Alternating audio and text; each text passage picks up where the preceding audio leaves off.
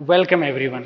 हम पढ़ रहे थे ऑर्गेनोमेटेलिक कंपाउंड्स और हमने पिछले लेक्चर्स के अंदर डिस्कस किया था कि ऑर्गेनोमेटेलिक कंपाउंड कहते किन्हें हैं, फिर मेटल और कार्बन के बीच में कैसा बॉन्ड बनता है, आयनिक बॉन्ड कब बनता है, कोवलेंट बॉन्ड कब बनता है, उसके बाद मल्टी सेंटर बॉन्ड कब बनता है, ये सब चीजें हम डिस्कस कर चुके। इसके बाद हमने डिस्कस किया था कि हैप्टिसिटी क्या होती है,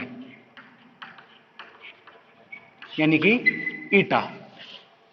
आज के लेक्चर में हम डिस्कस करेंगे एक कंसेप्ट के बारे में जिसका नाम है effective atomic number concept. Effective atomic number concept जो है वो इलेक्ट्रॉनिक डिस्ट्रीब्यूशन की बात करता है कि जो मेटल होगी जिसका ऑर्गेनोमेटेलिक कंपाउंड हम पढ़ रहे हैं उस मेटल के अराउंड कितने इलेक्ट्रॉन होंगे। इफेक्टिव एटॉमिक नंबर रूल कहता क्या है, ये कंसेप्ट क्या है? ये रूल कहता है कि जो भी मेटल है ऑर्गेनोमेटेलिक कंपाउंड बना रही है उस मेटल की जो इलेक्ट्रॉनिक कॉन्फ़िगरेशन होगी वो उस मेटल की वो कैसी इलेक्ट्रॉनिक कॉन्फ़िगरेशन अटेन करना चाहेगा जिसके अंदर रिस्पेक्टिव नोबल गैस वाली कॉन्फ़िगरेशन हो। यानी जैसी उसके रिस्पेक्टिव नोबल गैस होगी वैसी वो इलेक्ट्रॉनिक कॉन्फ़िगरेशन अटेन करना चाहता है। कैसे? जैसे 3D एलिमेंट्स हैं, जो 3D सीरीज के मेटल्स हैं, वो चाहते हैं कि इनके अंदर इलेक्ट्रॉन फिल होके किस तरीके के बन जाएं? क्रिप्टॉन की तरह। क्रिप्टॉन में कितने हैं? 36 इलेक्ट्रॉन। उसके बाद जो 4D सीरीज की मेटल्स हैं वो चाहती हैं कि बाहर से लिगेंड वगैरह इलेक्ट्रॉन दें और हमारी इलेक्ट्रॉनिक कॉन्फ़िगरेशन कैसी हो जाए? 54 इलेक्ट्रॉन वाली, यानी कि जीनोन के जैसी।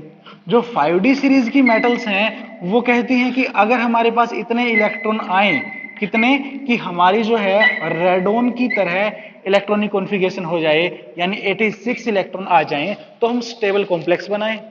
यानी कि इफेक्टिव एटॉमिक नंबर कंसेप्ट के अकॉर्डिंग स्टेबल मेटल कॉम्प्लेक्सेस वो होंगे जो effective atomic number rule follow करेंगे। और इफेक्टिव एटॉमिक नंबर रूल क्या है कि जितने भी इलेक्ट्रॉन हैं, किस किस के इलेक्ट्रॉन हैं? मेटल के खुद के इलेक्ट्रॉन, प्लस लिगेंड कितने डोनेट कर रहा है, प्लस या माइनस कितना चार्ज है, कितना उस कॉम्प्लेक्स पे चार्ज है। इन अगर तीनों को जोड़ दिया जाए तो ये जो होगा इफेक्टिव एटॉमिक नंबर होगा।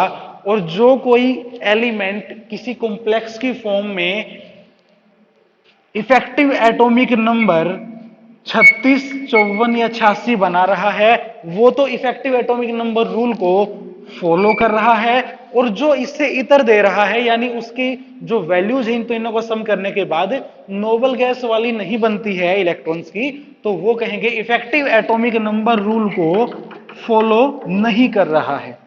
ठीक है, एग्जाम्पल देखते हैं। FeCO5 पेंटा कार्बोनाइल आयरन। FeCO5 के अंदर इलेक्ट्रॉन काउंट करते हैं। आयरन का एटॉमिक नंबर कितना? 26। जो कार्बोनिल है ये कितने इलेक्ट्रॉन देता है? एक कार्बोनिल देता है 2 इलेक्ट्रॉन, तो 5 कार्बोनिल कितने देंगे? 5 गुना 2 यानी कि 10 इलेक्ट्रॉन। तो 26 प्लस 10 बराबर है 36। आयरन FeCO5 के अंदर 36 इलेक्ट्रॉन कंटेन कर रहा है अपनी अराउंड, यानी कि वो इफेक्टिव एटॉमिक नंबर रूल को फॉलो कर रहा है।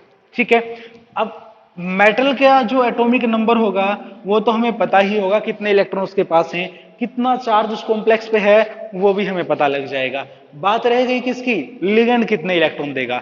तो हम ये डिस्कस करते हैं कि कौन सा लिगेंड कितने इलेक्ट्रॉन देता है।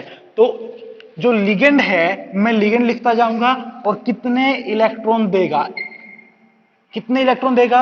अगर हमारे पास कोई भी एल्काइल लिगेंड है, एल्काइल लाइक CH3 है, C2H5 है, इस तरीके का कोई भी एल्काइल जो ग्रुप होगा वो 1 इलेक्ट्रॉन देता है। इवन अराइल ग्रुप भी, अराइल ग्रुप का मतलब क्या है? लाइक बेंजीन रिंग है, उसका हमने क्या किया है? एक हाइड्रोजन जो है वो रिमूव कर दिया। अब ये यहां से, सिर्फ यहां से बॉन्डिंग जब कर रहा है तो भी ये क्या कर रहा है? एक ही इलेक्ट्रॉन दे रहा है। यानी कोई भी अल्काइल या अराइल स्पीसीज जो है वो एक इलेक्ट्रॉन देता है। और हम जो ये डिस्कस कर रहे हैं ये न्यूट्रल एटम मेथड के जो कैलकुलेशन है उसको डिस्कस कर रहे हैं। दो तरीके होते हैं नंबर ऑफ इलेक्ट्रॉन कितने डोनेट कर रहा है ये देखने के।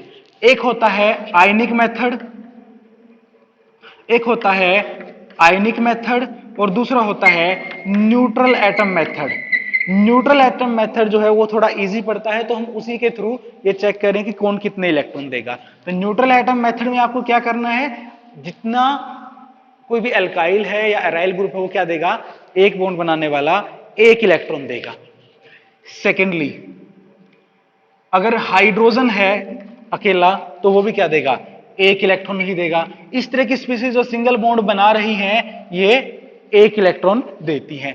अब बात आती है दो इलेक्ट्रॉन कौन देता है। जो कार्बोनिल है उसके पास क्या है, कार्बन के ऊपर है लोन पेयर, और लोन पेयर के अंदर है दो इलेक्ट्रॉन, तो ये दो इलेक्ट्रॉन देता है। कितने देता है, दो इलेक्ट्रॉन देता है। साइनाइड न्यूट्रल नहीं होता, नेगेटिव होता है, Cn नेगेटिव होता है, तो इस वजह से क्या करता है, दो इलेक्ट्रॉन देता है।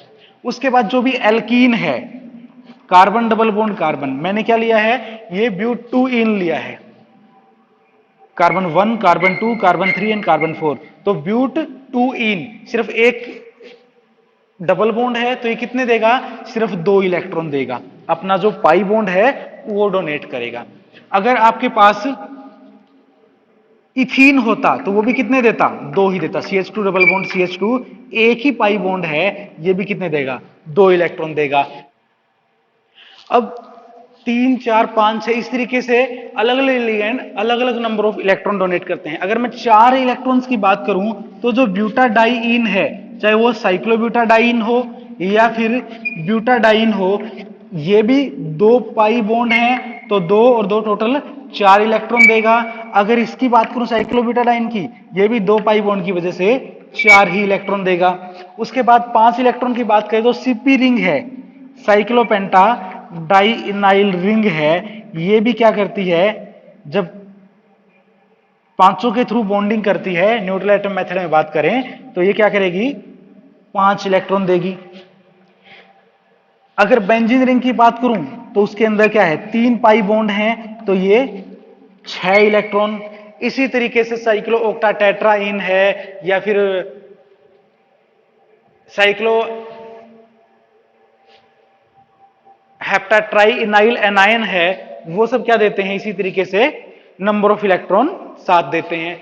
अब कैसे हम कंसीडर करें, देखो जितनी जिस ऑर्गेनिक यूनिट की हेप्टिसिटी होगी वो इतने इलेक्ट्रॉन देगा न्यूट्रल एटम मेथड में।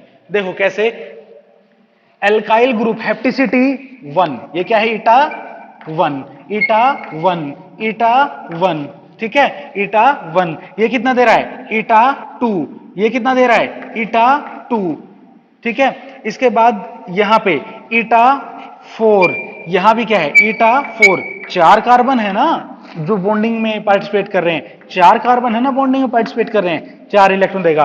सीपी रिंग के अंदर 5 कार्बन है, 1 2 3 4 5, तो 5 इलेक्ट्रॉन दे रहा है। बेंजीन में 6 कार्बन है, 6 ही इलेक्ट्रॉन दे रहे हैं। ये हम कब कंसीडर करते हैं, जैसे साइक्लो ऑक्टाटेट्राइन की बात करूं, साइक्लो ऑक्टाटेट्राइन के अंदर 8 कार्बन है, ठीक है, 1 2 3 4 5 6 7 8, इसके क्या होंगे, 8 कार्बन जब बॉन्ड बनाएंगे तो पर कार्बन 1 यानी टोटल 8 इलेक्ट्रॉन जो होंगे वो डोनेट होंगे, किसको, मेटल को डोनेट होंगे। वो कब बात कर रहे हैं हम, जब हम न्यूट्रल एटम मेथड की बात कर रहे हैं, उस केस में ये इतने इलेक्ट्रॉन देंगे, ठीक है।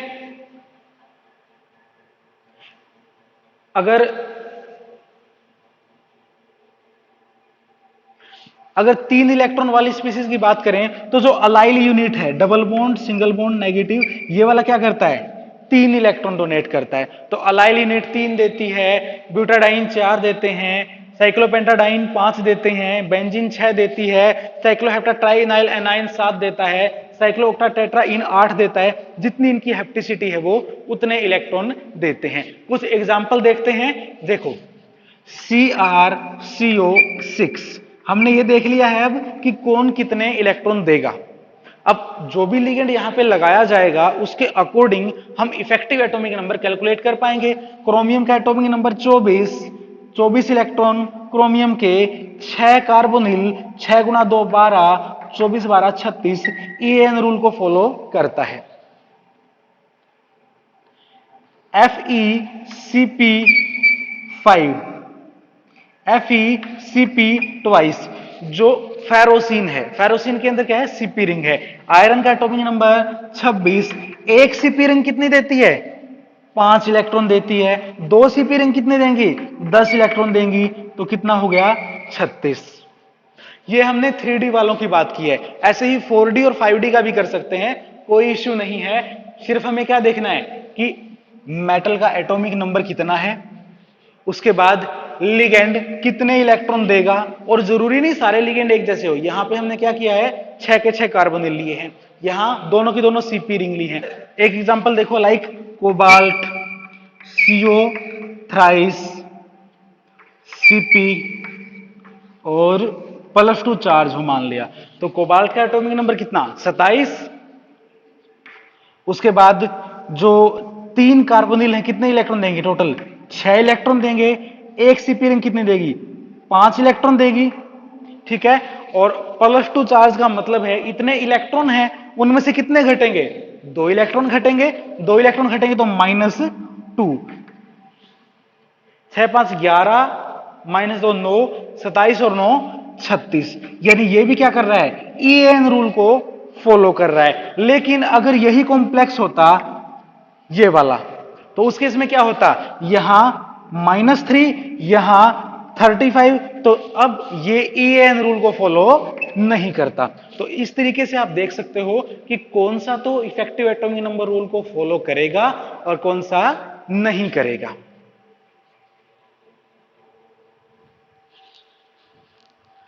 अब ये तो था मोनोन्यूक्लियर कॉम्प्लेक्सेस के लिए, मोनोन्यूक्लियर ऑर्गेनोमेटेलिक कंपाउंड के लिए। लेकिन ये भी हो सकता है कि मेटल मेटल बॉन्ड बना हुआ हो, तो उस केस में कैसे आप इफेक्टिव एटॉमिक नंबर कैलकुलेट करोगे कि वो जो कॉम्प्लेक्स है या कंपाउंड है वो EAN को फॉलो करता है कि नहीं करता है, तो उसको देखते हैं।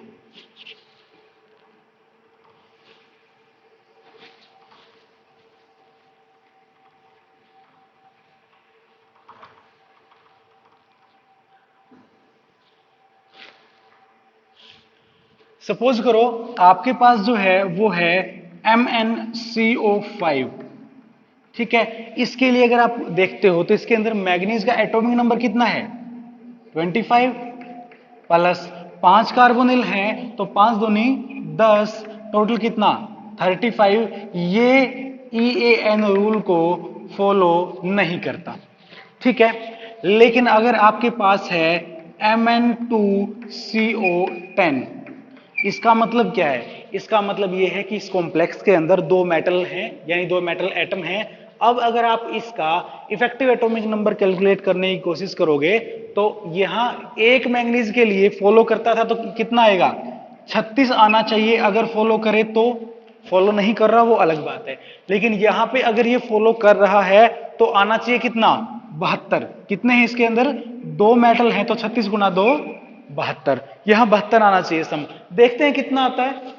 देखो Mn2CO10 है तो दो मैग्नीज हैं, आपको पता है दो मैग्नीज, एक के अंदर 25 तो दो के अंदर 25 दूनी 50, प्लस 10 कार्बोनिल हैं और दो दो इलेक्ट्रॉन हर एक के, 10 दूनी 20, 70 तो ये हो गए, प्लस मैग्नीज का एक इलेक्ट्रॉन, यानी कि दो मैग्नीज अगर हैं तो मैग्नीज मैग्नीज इनके बीच का जो बॉन्ड बनेगा, एक इलेक्ट्रॉन इस मैग्नीज का होगा, एक इलेक्ट्रॉन इस मैग्नीज का होगा। लेकिन जब आप काउंट करोगे, जब आप काउंट करोगे तो ये दोनों के दोनों इलेक्ट्रॉन, जिसमें से एक तो खुद मैग्नीज का है ही, यानी किसके अंदर, ये उन 25 के अंदर इंक्लूडेड है, उन 25 इलेक्ट्रॉन में से एक इलेक्ट्रॉन तो इसका खुद का है ही, इसके साथ साथ एक इलेक्ट्रॉन किसका, दूसरे मैग्नीज का भी काउंट होगा।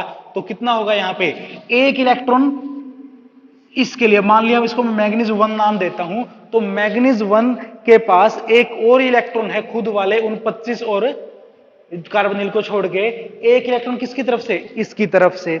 जब मैं इस मेटल को कंसीडर करूंगा, मैग्नीज 2 को कंसीडर करूंगा, उस केस में उसके 25 के अंदर, इसके उन 25 इलेक्ट्रॉन के अंदर एक खुद का इलेक्ट्रॉन ये वाला तो है ही, लेकिन जो इलेक्ट्रॉन इस मैग्नीज के पास है, जो इस बॉन्ड के अंदर है, वो इन 25 में काउंट नहीं है, तो इसके लिए एक और जुड़ेगा। यानी मैग्नीज 1 को एक्स्ट्रा इलेक्ट्रॉन यहां मिल रहा है और मैग्नीज 2 को एक्स्ट्रा इलेक्ट्रॉन यहां से मिल रहा है। टोटल कितना हो गया? 72 हो गया। अब ये इफेक्टिव एटॉमिक नंबर रूल को फॉलो करेगा, यानी कि जितने बॉन्ड बनेंगे उसके मल्टीप्लाइड बाई 2। देखो इसको एक्सपेंड करके देखते हैं। इस मैग्नीज, इसके अंदर दो मैग्नीज हैं, पहले मैग्नीज के 25 इलेक्ट्रॉन, दूसरे मैग्नीज के 25 इलेक्ट्रॉन, टोटल 10 दूनी 20 इलेक्ट्रॉन किसके हैं? ये 20 इलेक्ट्रॉन हैं कार्बोनिल्स के। अब इसके 25 को इनमें से कोई एक अलग से मिल रहा है, इसको अपीयर हो रहा है कि कोई अलग से है, इसको नहीं पता ये कि दूसरे मैग्नीज का है, दूसरी मेटल का है। इसको तो ये लगेगा जो भी तेरे साथ जुड़ा हुआ है उससे तेरे को इलेक्ट्रॉन मिल रहा है। तो जो भी इलेक्ट्रॉन मिल रहा है ये इसके 25 में एक एक्स्ट्रा जुड़ गया। इस मैग्नीज को लगेगा तेरे 25 तो थे ही, तुझे पता नहीं कहां से एक इलेक्ट्रॉन मिल रहा है, तो इसको दूसरी मैग्नीज से मिल रहा है, तो एक इलेक्ट्रॉन, ये टोटल कितना आ गया? 72। ये इस तरीके से क्या करता है? इफेक्टिव एटॉमिक नंबर रूल को फॉलो करता है। एक और देख लेते हैं, CO2 CO8। अब जरूरी नहीं कि मेटल मेटल के बीच में एक ही बॉन्ड बनेगा, एक से ज्यादा भी बन सकते हैं, वो कॉम्प्लेक्स टू कॉम्प्लेक्स वेरी करेगा। अब CO2 CO8 के अंदर कोबाल्ट का एटॉमिक नंबर कितना? 27। तो 27 पहले कोबाल्ट के, 27 दूसरे कोबाल्ट के, 8 हैं कार्बोनिल, तो 8 दूनी 16। कितने इलेक्ट्रॉन हो गए? 54 और 6 60 और 10 70। अगर इनके बीच में कोई बॉन्ड नहीं है उस केस में तो ये इफेक्टिव एटॉमिक नंबर रूल को फॉलो नहीं करेगा। लेकिन हमें पता है कि जो भी मेटल कार्बोनिल्स हैं वो कोशिश करते हैं इफेक्टिव एटॉमिक नंबर रूल को फॉलो करने की कोशिश करते हैं। ये डायमराइज क्यों हुआ है? क्योंकि ये अकेला अकेला इफेक्टिव एटॉमिक नंबर रूल को फॉलो नहीं कर पा रहा था। CO4 जो है उसके अंदर कितने इलेक्ट्रॉन हैं? कोबाल्ट के 27, 4 दूनी 8, 27 और 8 कितने हो गए? 35। ये फॉलो नहीं कर पा रहा था, इसलिए इसने क्या किया? डाइमराइजेशन की। अगर ये डाइमराइजेशन कर रहा है तो ये क्या कर रहा है? शेयरिंग कर रहा है। यानी इसके अंदर क्या होगा? इसके अंदर प्लस के 2 इलेक्ट्रॉन। कैसे? एक बॉन्ड बन गया अगर कोबाल्ट कोबाल्ट के बीच में, तो एक बॉन्ड के कितने होंगे? 2 इलेक्ट्रॉन होंगे। जैसे यहां पे सिंगल बॉन्ड था 2 इलेक्ट्रॉन काउंट आए थे, वैसे ही यहां पे सिंगल बॉन्ड के 2 इलेक्ट्रॉन काउंट होंगे। तो 2 इलेक्ट्रॉन, ये टोटल कितना हो गया? 72। यानी डायमर की फॉर्म में ये क्या करता है? इफेक्टिव एटॉमिक नंबर रूल को फॉलो करता है। ठीक है, तो ये था इफेक्टिव एटॉमिक नंबर का कंसेप्ट।